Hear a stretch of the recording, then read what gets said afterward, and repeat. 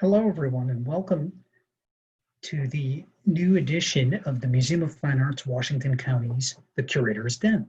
My name is Daniel Fulco, and I'm the museum's Agnita M. Stine Schreiber Curator. This program, this week sponsored by Roger Fairborn Real Estate, looks at different works of art from the museum's collections and reveals very interesting stories about them. This week, we're going to be looking at a painting that may be familiar to many of you by an artist named Daniel Ridgway Knight. And the work is entitled Union Refugees, and it was painted in 1867. Before going into more depth about the work of art, I'd like to talk to you a little bit about the artist. Daniel Ridgway Knight was born in Chambersburg, Pennsylvania, but he moved with his family at a young age to Philadelphia. His father ran a business, a store, and he decided that going into the family business was not for him. So he decided to pursue a career in art, something that his grandfather had encouraged when he was a young child and looked at his drawings. Knight studied and exhibited first at the Pennsylvania Academy of the Fine Arts in 1858, where he was a classmate of such famous artists as Mary Cassatt and Thomas Eakins. In 1861, he went off to Paris to study at the École des Beaux-Arts under Alexandre Cabanel first, and then he apprenticed in the studio of Charles Gabriel Glaire. While with Glaire, Knight began long-term friendships with various artists, as well as impressionists such as Alfred Sisley and Auguste Renoir, which was an unusual relationship for an aspiring history painter at the time. Here, we can see a self-portrait of his teacher, Charles Glaire, in the upper left, and this one of his very famous canvases, entitled Night or Lost Illusions, in the Louvre Museum in Paris, which depicts the artist's dreamlike recollections of an experience, or a vision as he described it, along the banks of the Nile, near Abydos in Egypt. It was from this kind of classical and academic style that Daniel Ridgway Knight would gain inspiration as time went on. He returned, that is, Daniel Ridgway Knight returned to Philadelphia in 1863 to serve in the Union Army. During the war, Knight practiced sketching facial expressions and capturing human emotion in his work. He also portrayed battle scenes, such as the painting that we have in our museum, recording the war for history. And they became a very unique part of his work. The one that we have in the Museum of Fine Arts is one of the few to survive from this time, thereby making it quite unique in the artist's overall creation. During the war, Knight fought near Chambersburg, Pennsylvania, and he helped to carry a child, specifically a young boy named James Hamilton, to safety. This is a very interesting story because he walked along with a party of other people, including a Mrs. McClure, to safety with friends to Shippensburg, Pennsylvania. This James Hamilton was the son of a doctor who was captured in Maryland by Confederate forces and later remained in Chambersburg, this young man, and became city editor of the Franklin Repository, a local newspaper. Chambersburg was burned on July 30th, 1864 by Confederate forces for failing to pay a ransom demand. The sum was considerably higher than that demanded of Hagerstown, which was not burned. Instead of it being $100,000 in gold, Chambersburg was asked to pay $500,000, but the city refused and therefore was burned. And this was an event that the artist witnessed himself. This painting, as I mentioned before, is one of the only history paintings to be done by Knight. And by history painting, I mean a large-scale canvas that represents a particular moment, a particular historical moment. And what's unusual about the painting is that it combines both historical events, this in this case derived from the Civil War, combined with genre. And by genre, we mean daily scenes or activities from daily life. Originally, this painting was thought to represent the burning of Chambersburg, an event that the artist witnessed. However, in early exhibitions in contemporary periodicals, as you'll see in a moment, Knight actually titled the work more broadly, Union Refugees. That does not mean that Knight did not paint scenes of Chambersburg having been affected by the burning. As you can see in this painting, he depicted the town after the conflagration in 1863. This one being the Chambersburg ruins, which was donated to the Franklin County Historical Society in 2018. And this painting shows a view of the town looking across the Conochee Creek, facing south from the King Street Bridge. And in the background of the painting here, you can see the towers of the Zion Reformed Church, which are visible with these various atmospheric effects. According to records in the Franklin County Historical Society, Knight painted several of these works. However, it became confused with the painting that we have in the Museum of Fine Arts, Washington County, because of the subject matter and the relationship of the artist to Chambersburg. He was fighting for the Union Army at the time in the area, and it got connected in this way to the actual painting. These are the two excerpts that I had mentioned before. This one from an article entitled An American Artist in Paris from the periodical The Architect, and then below another one, an excerpt from the Index, a weekly paper, one from 1878 and the other from 1885. However, if you look here in the text, we can see right here that the title of this picture was called Union Refugees, a family group of some 15 persons, including servants, taking refuge in a barn. And then below we have a similar titling of the work, confirmed by these periodicals, thereby, in a sense, disproving the notion that this painting, in fact, depicts the burning of Chambersburg. Another reason why it was originally labeled as such is we can see a bit of fire through the cracks in the door of the barn here. Over on the left-hand side, we can see soldiers who are peering outside to survey the damage and also to decide perhaps whether it is safe, the coast is clear, to emerge from the barn. This painting is very interesting because it brings together different people from different walks of life and society.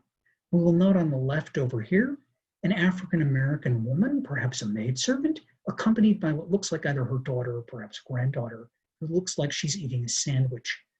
I will zoom in for a moment so you can see that. She's having a moment's snack while her mother or grandmother has dozed off here in the foreground. Off to the right, we have a clear division conveyed by the light here in the painting. As we move over to this group, this figure of white Americans, of Union refugees in this case, a soldier here who is collapsed from exhaustion, and his wounds are being tended by this woman to his, who's placed right above him. Over here, we have what appears to be a man with his hands clasped, perhaps a local pastor who is seeking inspiration, that is divine inspiration from God, with the heavens up above, hoping for safe protection from the events, the war that is occurring outside. And then over here, we have a mother or grandmother holding her child. As this other woman has also dozed off here, we can see these genre elements or aspects of daily life referred to by the artist with the canteen here, the African-American woman's basket with food, provisions, as well as a bottle, a plate that's strewn over here, as well as a hat that's laid out. And then in the background, we can see the soldiers, one of whom has raised his finger here, perhaps in a gesture to create silence, but also perhaps cautioning his comrades to be careful about venturing outside of the barn. We can see also the farm implements that are hanging on the wall above, along with the hay. But we look here at the division between the two groups. The African Americans here, perhaps alluding to recently freed slaves, and off to the right, their white compatriots. This scene painted in 1867, not long after Abraham Lincoln issued the Emancipation Proclamation, not very many years at all, and also painted just after the Civil War concluded in 1865. This is the time of Reconstruction in America, a sewing of wounds, but also facing rising racial tensions that were occurring at the time. So Knight is trying to, in a certain way, visually resolve the trauma of having served in war by creating this painting. He's taking us back to perhaps a scene that he witnessed, but more like a creation of the artist upon his own invention. As you can see him seated here in this photograph from later in his life, about 1890, as he's perusing a book. This work was likely painted in Philadelphia in 1867. I still need to conduct some research to determine whether or not it was actually exhibited in Philadelphia at that time, but in the late 1860s, Knight had left the Union Army and set up a studio in the city of Philadelphia. In the painting we're looking at, he chose not to represent the violence itself, but rather wished to show us the effects that it had upon people in their daily lives, with the result being a very memorable historical /genre painting.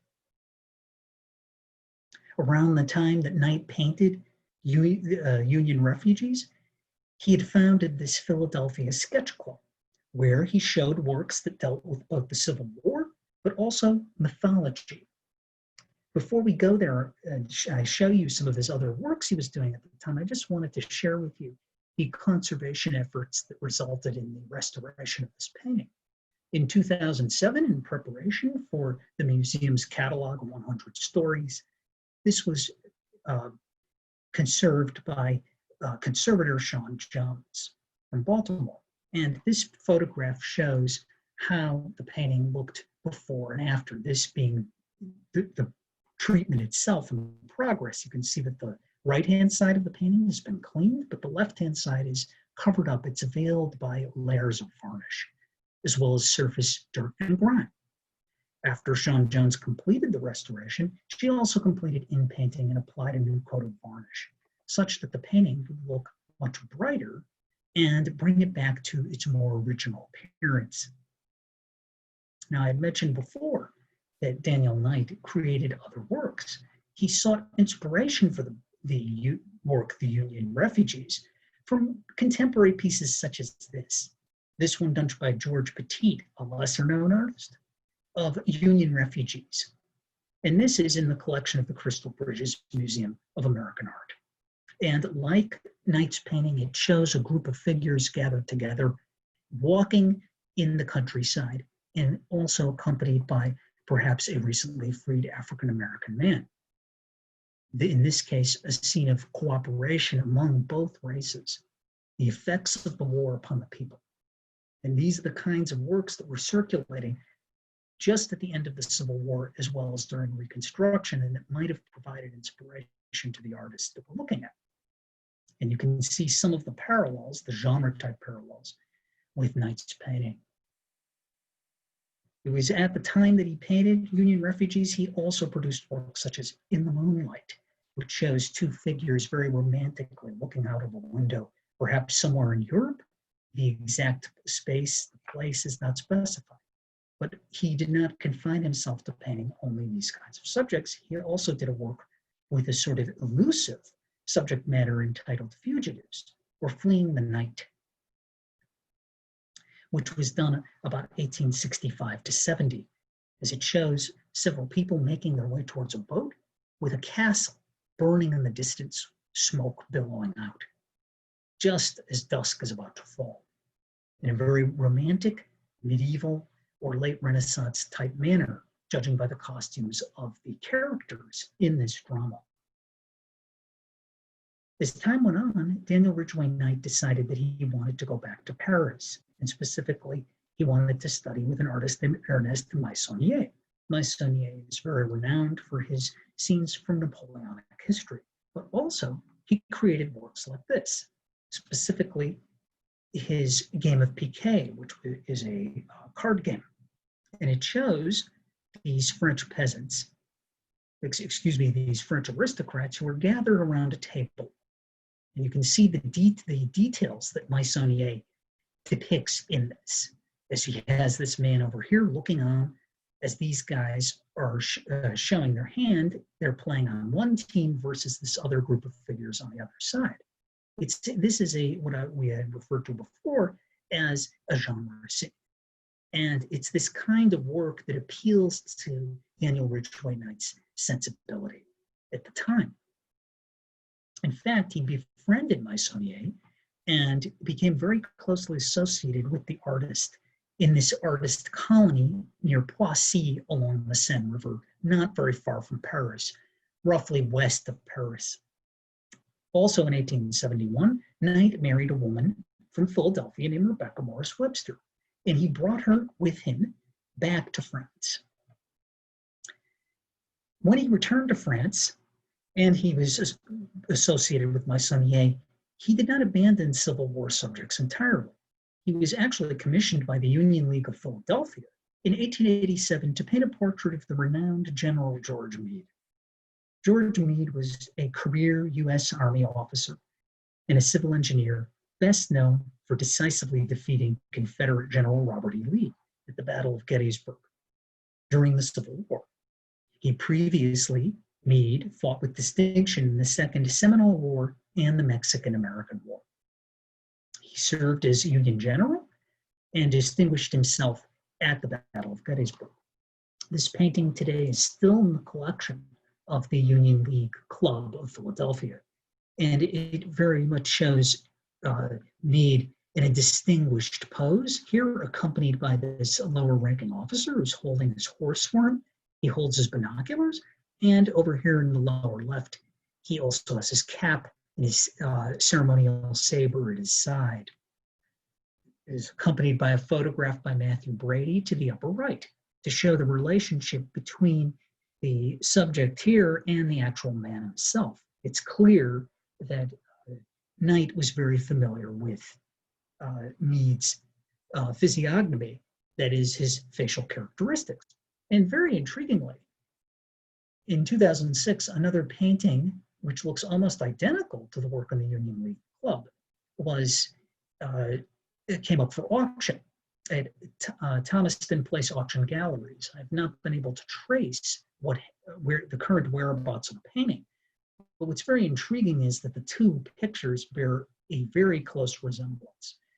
At auction, it was listed as being by Daniel Ridgway Knight, but I haven't been able to discover further documentation that shows or proves that there were two versions of the painting made. If you compare the two paintings, you can see that the refinement of execution of Meade's forehead, as well as his attendant here, his valet, is done with much more attention to detail, as well as the mane of the horse's eyes, and also the details in the foreground, the naturalism, the landscape elements, and the battle scene that is occurring in the background. In this case, very likely referring to the Battle of Gettysburg. But if we look at this painting, we can see the differences. I apologize for the quality of the photograph, but this is the only one that is available at this time. This is an interesting discovery because it was generally thought that as Daniel Ridgway Knight's career progressed, that he did not return to Civil War subjects. However, he did clearly from time to time, and if I'm able to conduct some more research and perhaps make some further discoveries, we will learn perhaps that he did more of them.